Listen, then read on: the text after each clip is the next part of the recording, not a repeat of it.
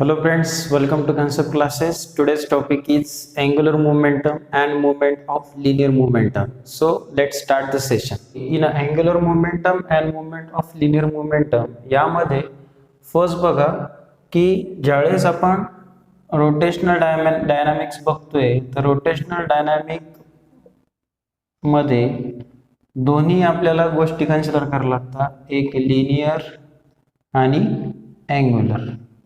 ठीक आहे. Linear momentum is analogous to the word angular momentum आणि लिनियर मोमेंटमला दुसरं नाव आहे moment of linear momentum. Okay, first आपण याचं रिप्रेझेंटेशन बघू. बघा, लिनियर मोमेंटम आपल्याला रिप्रेझेंट करता येतो बघा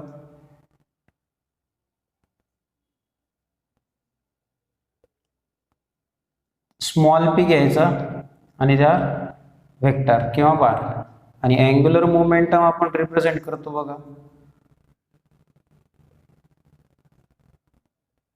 that is capital L. Right. आता लिनियर मोमेंटमचा फॉर्म्युला असतो P is equals to M into V आणि एल इज इक्वल्स टू असतो बघा R P sine theta. Okay, हे याचं काय झालं, मॅग्निट्यूड झालं, कारण दोन्ही क्वांटिटी काय ह्या अनालॉगस एक दुसऱ्याला. Okay, so linear momentum is represented by small p vector, angular momentum is L vector. So linear momentum चा formula mv and angular momentum चा फॉर्म्युला rp sin theta आणि नंतर थीटा हा ऑलरेडी 90 डिग्रीज आहे. So L vector is equals to rp into sin 90. sin 90 म्हटलं तर 1 असतं, तर फक्त L वेक्टरचं काय मिळतं आपल्याला rp आणि p is equals to काय मिळतं mv. आता ह्या दोघांचा वापर करून आपल्याला काय बघायचं आहे, एक्सप्रेशन पाहायचं. ओके, सो आता एक्सप्रेशन बघत असताना फर्स्ट हेडिंग टाकू आपण एक्सप्रेशन ऑफ अँग्युलर मोमेंटम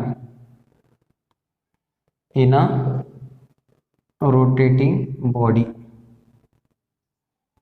आता आपण ऑलरेडी बऱ्याच वेळेस रोटेटिंग बॉडी कन्सिडर केली. ओके, रिजिड बॉडी ती रोटेट करणार, एक ऍक्सिस पास करणार, त्याची डिस्ट्रीब्युशन होणार M1 M2 ह्या डिफरंट मासेस मध्ये, आणि अँग्युलर स्पीड त्याची काय असणार कॉन्स्टंट. तर सिमिलर तोच फंडा आपण वापरू. Okay, so consider one rigid body, one axis is passing to the corner of rigid body having centre is O and it distributed in a number of masses M1 M2 up to Mn and its radius is R1 R2 Rn and it is rotated in a anti-clockwise direction. So angular velocity omega is what constant. Okay, ज्या आपण पहिल्या गोष्टी बघितल्या त्याच आपण काय केल्या बोर्डवर सांगितल्या. आता बघा आपल्याला माहिती आहे we know that relation between what linear velocity and angular velocity and angular काय बघा v is equals to R omega. तर ओमेगा तर कॉन्स्टंट असणार सगळ्यांसाठी, वेलोसिटी प्रत्येक मास साठी काय असणार वेगळी असणार, म्हणजे v1 is equals to r1 omega, v2 is equals to r2 omega up to vn is equals to rn omega. Okay, ह्या v च्या व्हॅल्यू झाल्या. Right.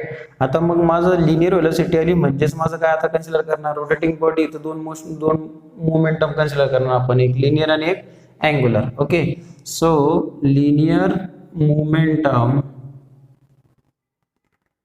Is P is equals to mv. So different particle असतो त्यामुळे त्याचा mass पण वेगळा असणार, म्हणजे P1 is equals to m1 v1, P2 is equals to m2 v2 आणि Pn is equals to mn vn.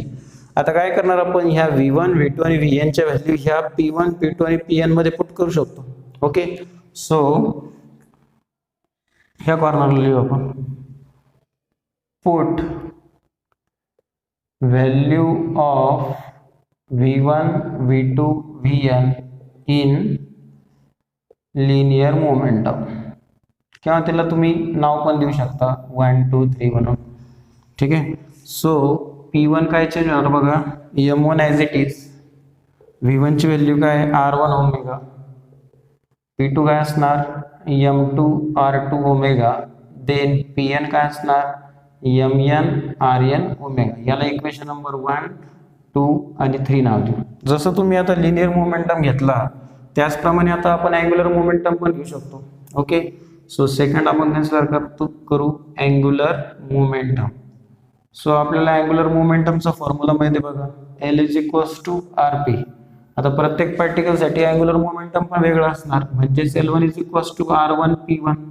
Right, so P वनची value directly put करून टाका. काय असणार, आर वन इंटू पी वनची व्हॅल्यू काय, M one R one omega. आता R one into R one square म्हणजे N one R one square omega हा एल वन झाला. त्याचप्रमाणे L two is equals to M two R two square omega, L N is equals to M N R N square omega. याला equation number 4, 5 आणि 6. आता जे angular momentum आहे, right, equation 4, 5, 6 याला आपण आणि टोटल अँग्युलर मोमेंटम फाइंड करून घेऊ. ओके, सो ह्या साईडला घेतो मी.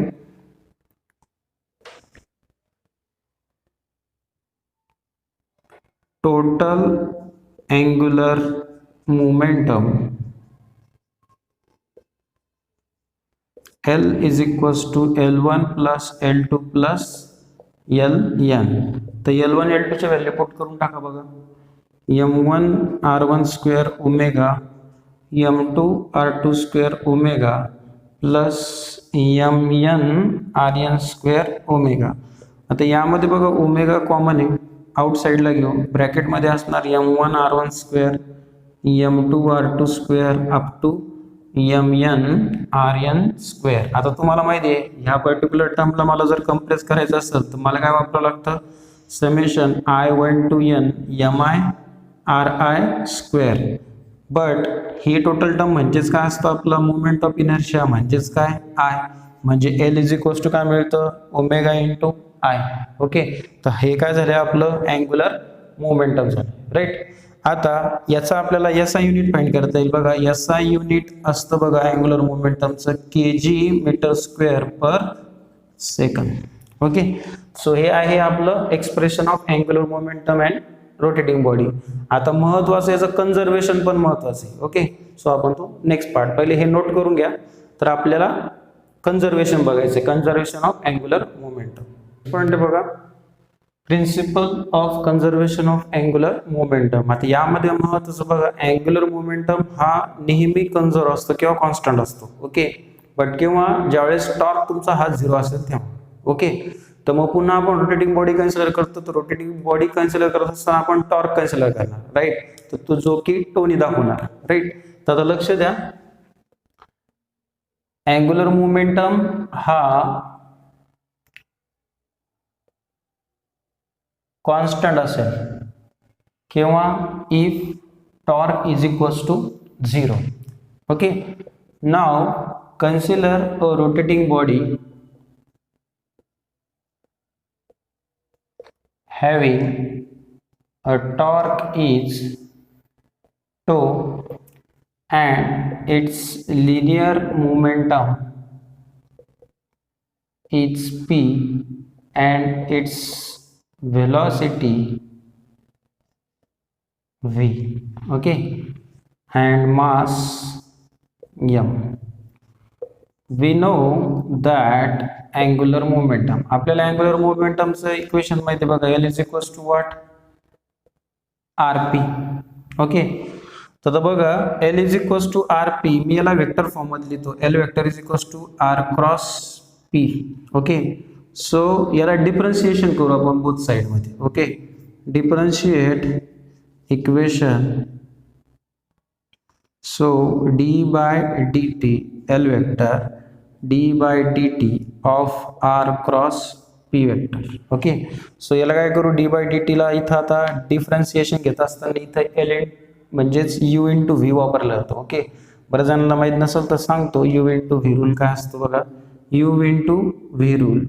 u इंटू व्ही म्हणजेच फर्स्ट म्हणजेच u into derivative of second म्हणजे v plus second as it is, then derivative of first. First म्हणजेच कोण, u.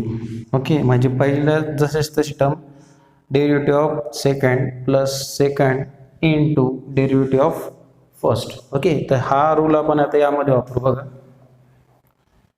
dl vector upon dt is equals to first काय आपलं बघा r as it is, derivative दुसरंच काय असणार dp upon dt plus p as it is राहील आता second, then derivative of first म्हणजेच काय dr इंटू dt. ओके, आता बघा यामध्ये dp अपॉन dt म्हणजे आपला रेट ऑफ चेंज ऑफ काय झाला लिनियर मोमेंटम म्हणजेच तुमचा काय असतो तो फोर्स असतो. ओके, त्यानंतर dr अपॉन dt म्हणजेच काय असतं तुमचं v.